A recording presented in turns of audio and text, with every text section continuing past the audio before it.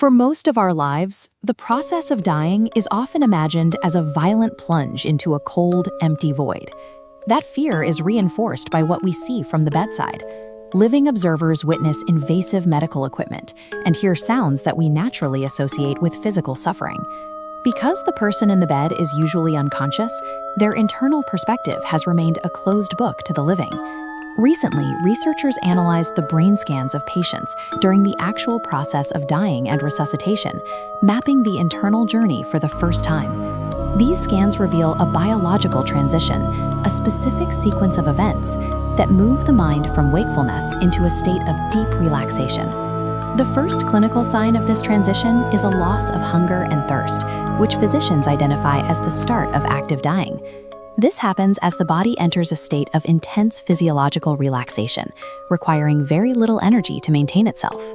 This relaxation leads to heavy fatigue, where the patient slips into an unconsciousness that can no longer be interrupted by physical touch. Studies show that during this phase, 72% of patients experience dreams of reuniting with people who have already died. 59% dream about preparing for a journey, and 28% revisit meaningful experiences from their past. To the person experiencing this, the state feels indistinguishable from falling into a deep sleep. These psychological narratives serve to detach the mind from physical needs as the metabolic rate slows. As the process continues, observers often hear the death rattle, loud, labored breathing noises. This is caused by the complete relaxation of the throat muscles. The brain's respiratory system continues its automatic patterns, but the person is no longer aware of the saliva building up in their airway. While the sound is disturbing to those listening, the dying person feels no distress. The noise is a byproduct of being profoundly relaxed. This brain cross-section illustrates disinhibition. As the heart slows and the brain conserves energy, it stops inhibiting random neural activity. This lack of inhibition causes the visual system to fire spontaneously, explaining the common report of seeing bright light during near-death experiences. The most dramatic sounds and visions associated with death are the mechanical results of a brain and body powering down. The final biological step occurs when the heart stops entirely.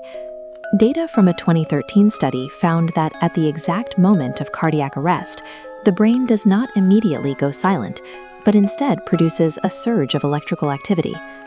This graphic compares normal waking brainwaves on the left to activity measured at death on the right. These are synchronized low gamma waves, the frequency used during high-level cognitive tasks.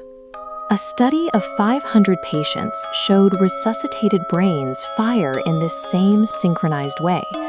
Those who survived this surge reported lucidity and objective evaluation of their life actions and a sensation of returning to a place that felt like home. The data shows that physical death is accompanied by a final spike of cognitive activity, occurring at frequencies the brain usually reserves for complex thought. These findings redefine dying as a managed physiological process rather than a sudden system failure.